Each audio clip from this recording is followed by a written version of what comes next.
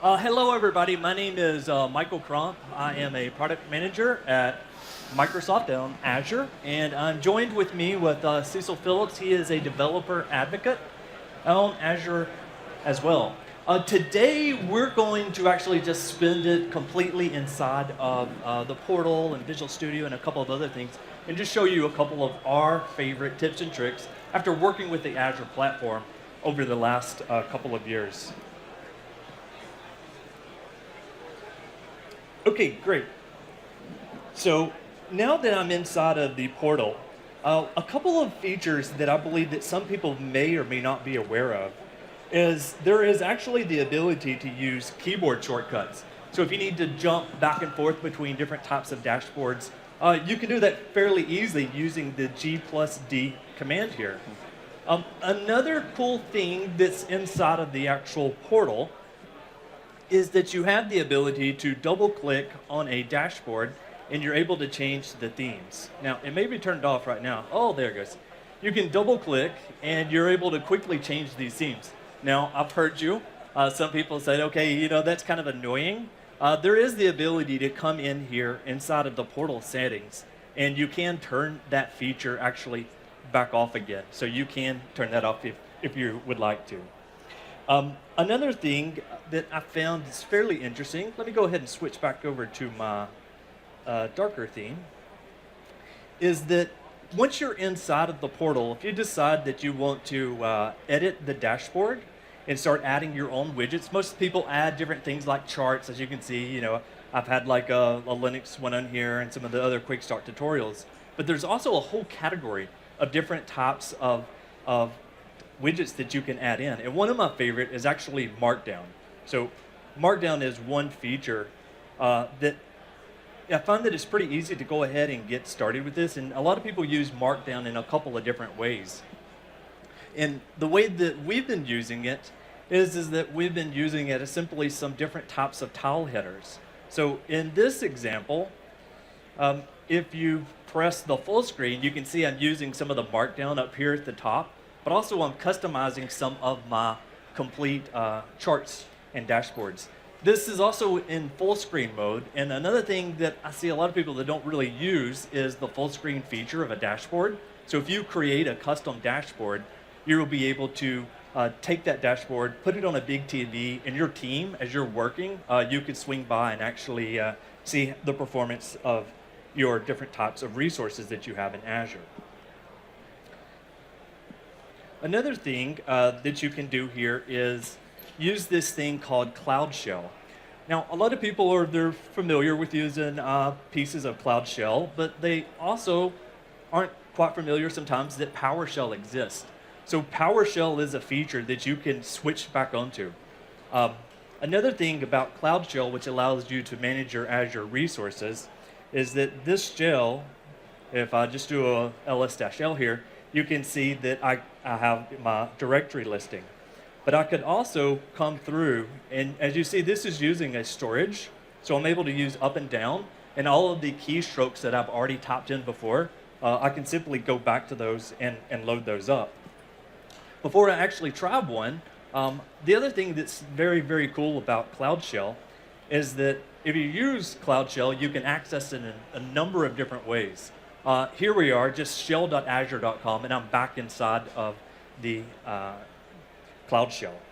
Another thing that you can do here, if you are a big command line user, that same Azure CLI 2.0 Cloud Shell, you can access it through the command prompt, and the font's a little big there, but it's also the same exact thing that's located in here. One cool feature that we're starting to add to some of our documentation is that there may be a command inside of the actual portal that you may want to actually give it a shot. So you can actually access the Cloud Shell directly through the documentation. So if I clicked on this, you can see, okay, I'm now inside of Cloud Shell. And in this example, this was about, hey, here's how you can create VMs easily. I could actually just hit the copy command here, and then click try it, and make sure I'm logged in again. I would be able to actually paste that in. It looks like it may not work for me. That's okay. It does work. The other thing is that I wanted to jump into some of our different types of features with Azure App Services, one of the most popular things. And so for App Services, I'm going to actually just select one that I've been using. Let's go into maybe this auto tweet one. If I select this account and go back here, select all, and make sure I get this loaded up. There we go. Maybe there's too many. There we go. If I go into my web starter kit, one feature that I find that a lot of people haven't taken quite an advantage of is the concepts of tags. Like most folks are kind of familiar with things like development slots, but you can also use tagging to quickly say these are key value pairs. So for example, if I want to talk about environments, I can add production. I could add this if I wanted to call out maybe a dev environment. But the other thing that's really cool about tags, especially as you're starting to work with more and more Azure resources, is this concept of billing. So when I worked at previous places, we had different departments that had to deal with the billing. This was an easy way, once I got the bill at the end of the month, that I could say, okay, this department was responsible for this much of the bill. It's a great and easy way. Also, when you have some of the common problems, you can actually use the ability to diagnose and solve problems using this button. And inside of this, it says, hey, here's a couple of things that I can help you with. Things like web app performance. And since this is a ASP.NET application, it automatically is going to say showing tools for ASP.NET. And there's different varieties of like check connection strings. This is actually one of the places that I go first, where most people may go directly inside of like Visual Studio or try to start looking at logs. But you can also change the stack. So if I'm working with Java, as you can expect, we now see a Java memory dump and then a Java thread dump. And if I was working with PHP, for example, you can start seeing we have PHP logs and PHP processes.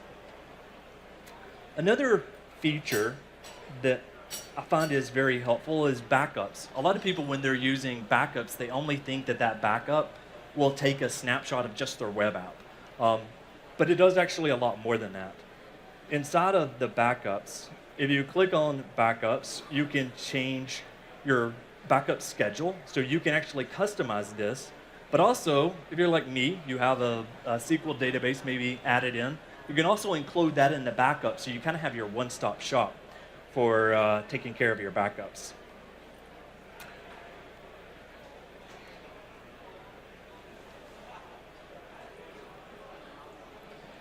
Another feature that I found a lot of folks aren't taking advantage of is locks.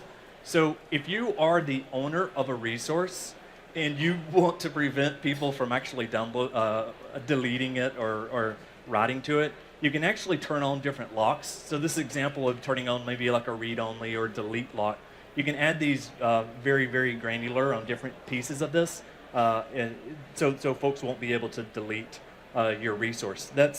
There's a lot that you can actually do there inside of each and every subscription. Performance testing is another piece that is so easy to run. Whenever you're getting ready for, like, let's just say a Black Friday sale, and you have a website and you want to generate a load, you can actually just go in here to new, give it a name, and then you can select the user load, and then you get the duration of how long you want to run it. This is an absolutely fantastic way to see exactly how well your performance of your website is.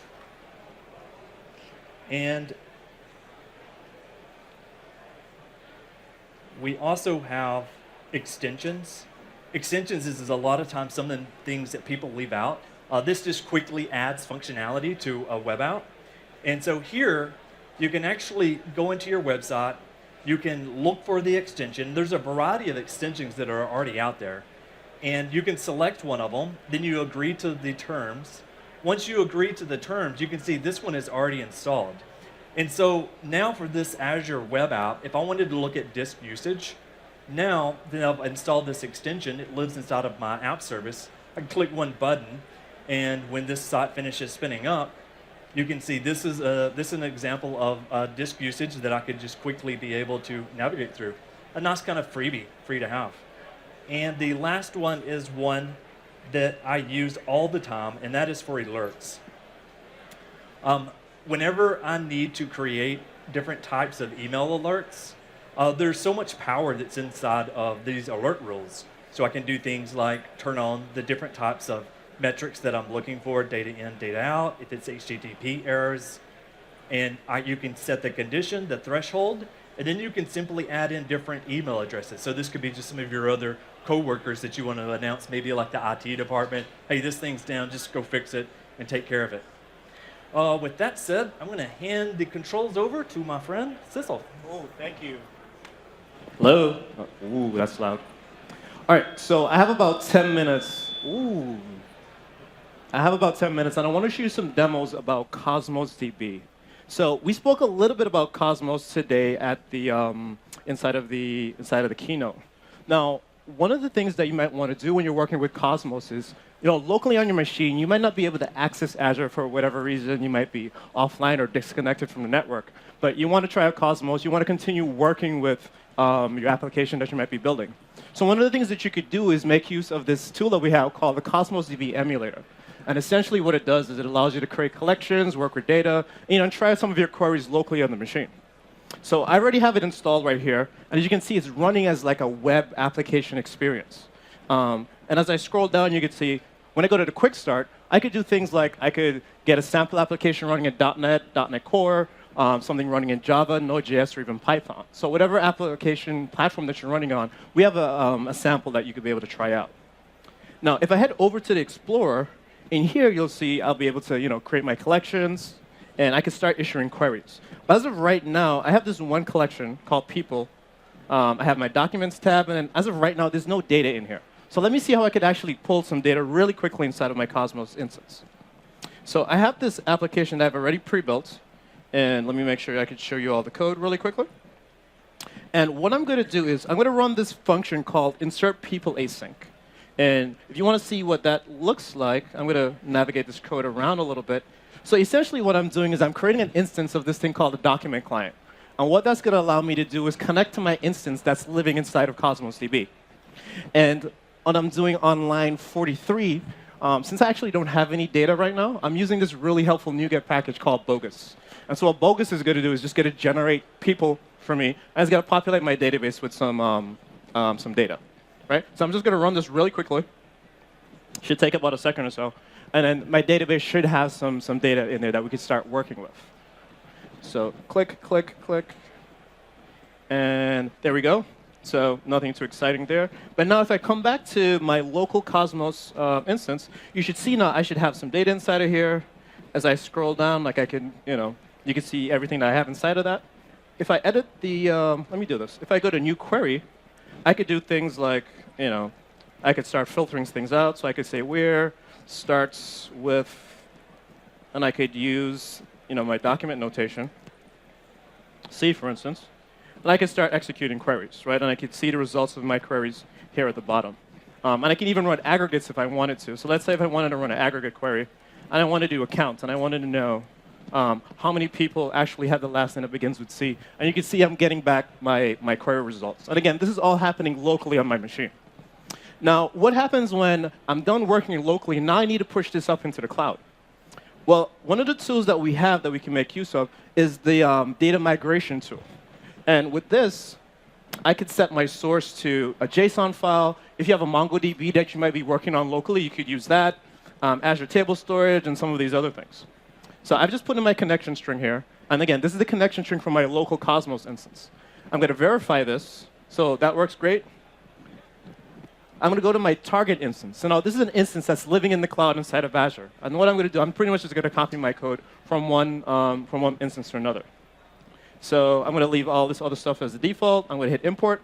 And then in just a couple seconds, you should see it should say transfer 100. So I just moved 100 records over into the cloud.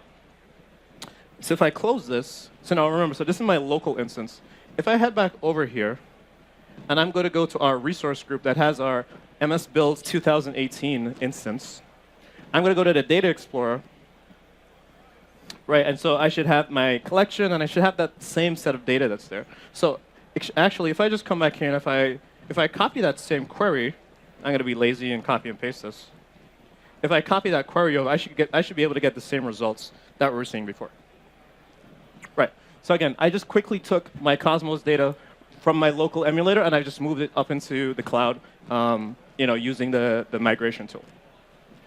Now, we have data inside of the cloud, but one of the other things that I might want to do is, well, I might want to stand up an API of some sort to be able to access some of that information.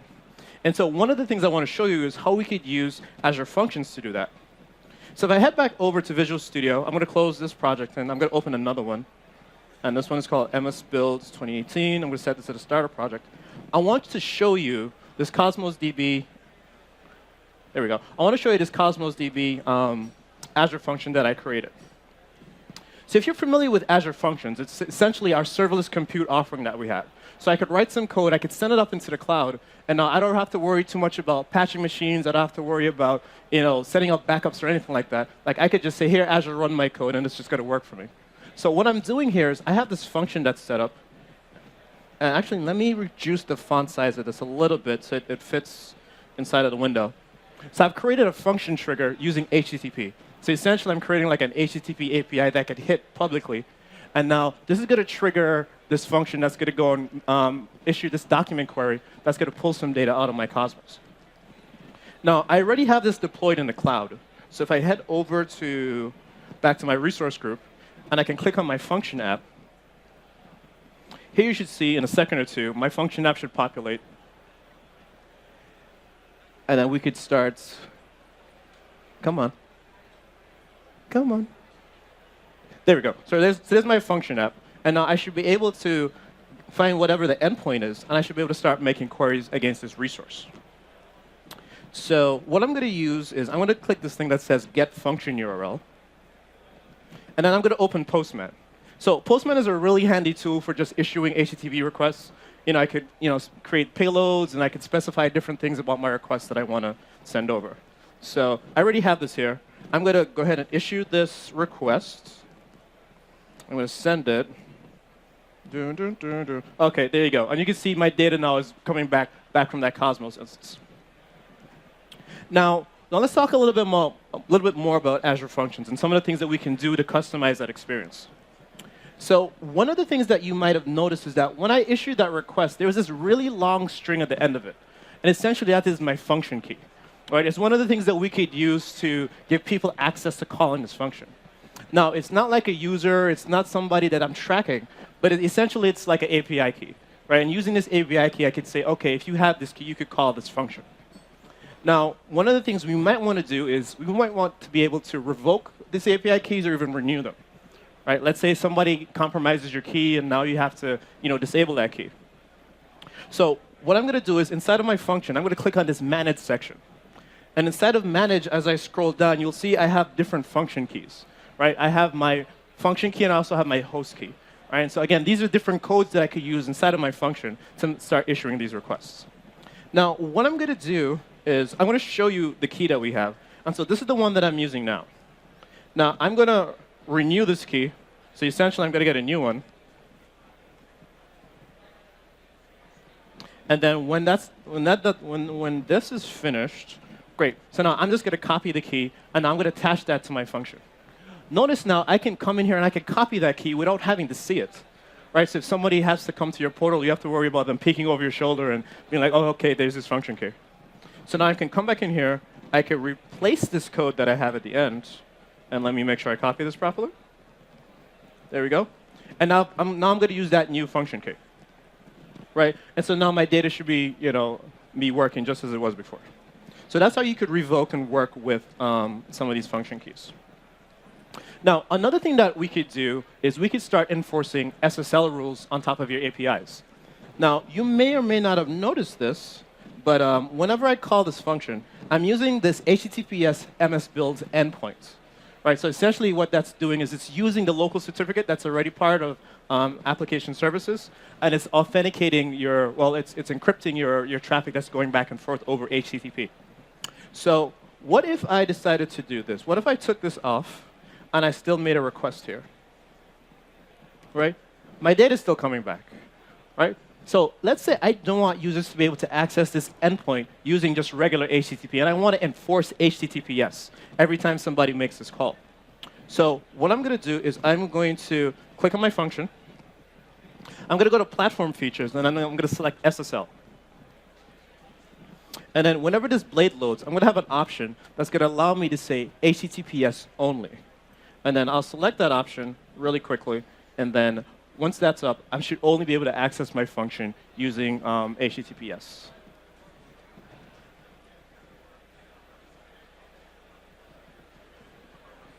Are all of you guys on the Wi-Fi? I'm blaming you for this, because this is why my demo is being slow, because I know all of you guys are on the Wi-Fi on your phones right now. Let's try this again. Let me close this. I'm going to open SSL. Come on, dude.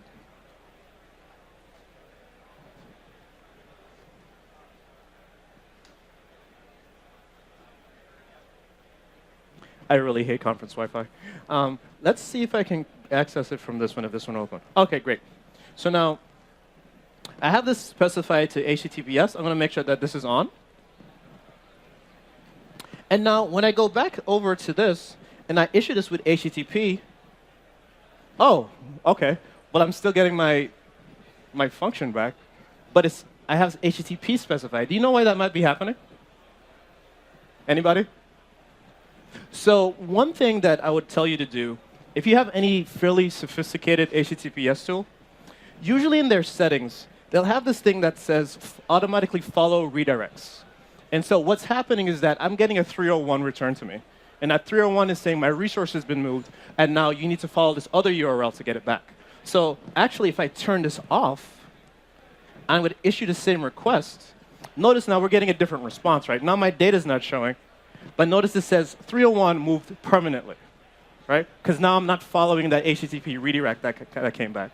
But if I inspect the headers, if you notice inside of the location header, it's telling me this is the URL that you need to use to call that function.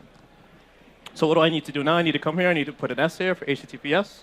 And if I run this, and I go and check on what's inside of my body, notice now my data is coming back. So that's how you could easily come in and specify. You want to make sure that your function is running HTTPS only. All right, so I'm a little bit over time, so I want to show you one more demo really quickly. So we have this really cool service called Azure Container Instances. And essentially what we wanted to do was make it super easy for you to come in and just run containers in Azure. So on our Docker Hub site, if you go down in the .NET samples section, if I scroll down, we have a lot of different samples of Docker containers that are already built, and you could just download them and start trying them out. So what I'm going to do is I'm going to grab one of these samples, and specifically, I'm going to grab this sample for an ASP.NET Core application. I'm going to copy this, and now back inside of the portal, I'm going to go into my resource group, and I'm going to create a new instance of Azure Container Instances. So I'm going to type in Container Instances. Oh, saw it. Went away. Instances. There we go. I'm going to create a new container instance. Right, and so now I'm just going to set up some basic configuration. So I'm going to call this ASP.NET Demo. I'm going to give it the container image. And so that's the image URI that I copied just now from my Docker Hub. I'm using Michael's subscription. Thank you, Michael. Thank you for using your money. And now we are going to select my resource group that I was using. So the resource group we have was, oh, actually, I need mine. The resource group we have was Azure Tips and Tricks. I'm going to put this in West US 2. I'm going to say OK. And now we can come in here now and specify some other options. Like I can select Windows or Linux if I wanted to, the number of cores, the number of memory, the ports I want to have exposed, so on and so forth. We're going to just leave these as the defaults for now. It's going to run a quick validation script, and now I'm just going to say OK. And now, in a few seconds, what's going to happen in the background is that it's going to pull down that image. It's going to run through it and create a container for me. And then I'm going to have an endpoint, a publicly available IP address that I could use to access that service from. And so you can imagine, like, if you have your own containers that you're building, whether it's inside of your own infrastructure or maybe you're having it hosted on Docker Hub or somewhere else, you could very easily come in and then just have that hosted in Azure Container Instances. And so this should be done any second now. And as soon as that's done, then we're going to take a look and see what it actually looks like inside of the portal. All